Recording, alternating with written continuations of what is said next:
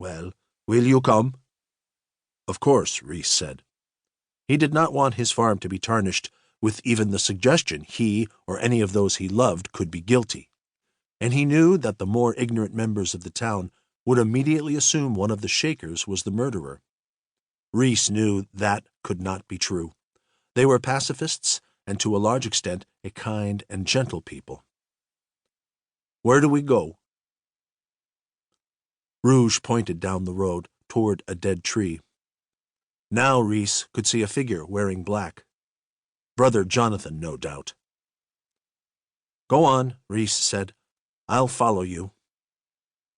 Rouge dug his heels into the bay's sides, and the horse jumped forward.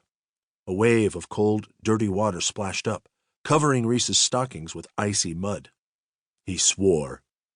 He had not adopted the new fashion of trousers, and his legs were already cold from the chilly fall air.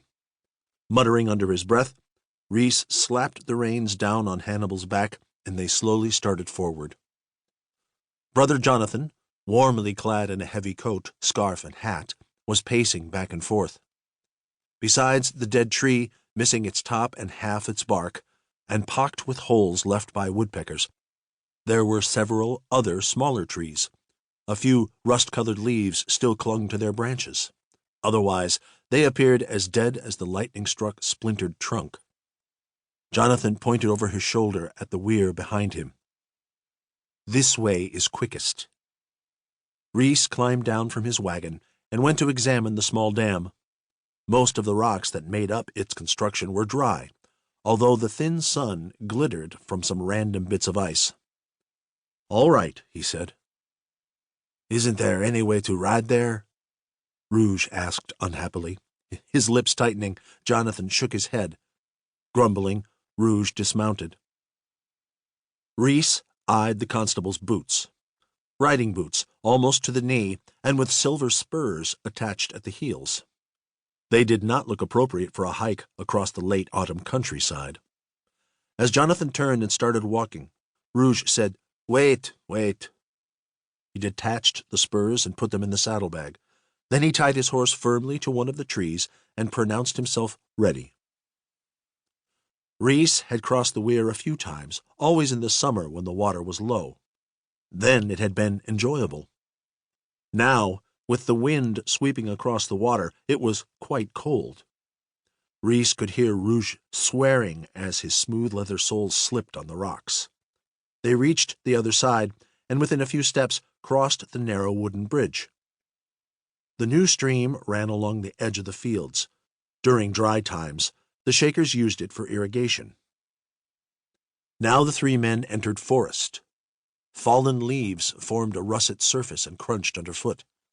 Everything except the evergreens looked dead.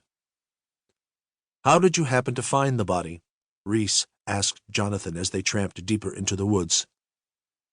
"You'll see," Jonathan said. "The constable said you were searching for a cow?" Reess persisted. Jonathan looked at him sharply. Reess hadn't meant to sound dubious. Although the Shakers were so careful with their livestock, the loss of a cow did seem a little unbelievable. "Yes." And then, spurred by what he thought was Reess's disbelief, Jonathan hurried on. "She and some others were split from the herd. They are sick and need to be cared for separately. Several ran away. She is the only one still missing." "Ah." Reess guessed one of the boys had been instructed to move these cattle, and his inattention had led to the escape. They walked more deeply into the forest, and Reess began to wonder how they would make their way out again. Everything looked the same. The lichen-spotted, gray, leafless trunks all around, the reddish leaves underfoot, and the masses of downed trees tangled in the skeletons of climbing weeds. The green stands of the pines provided welcome relief to the eyes. It was to one such thicket of pine that Jonathan pointed. "The body is there. When you circle to the other side, you will see—" His voice trailed away. Reess exchanged a glance with Rouge, and they increased their pace. And, just as Jonathan had promised, as they neared the firs, Reess spotted something yellow in the ground ahead.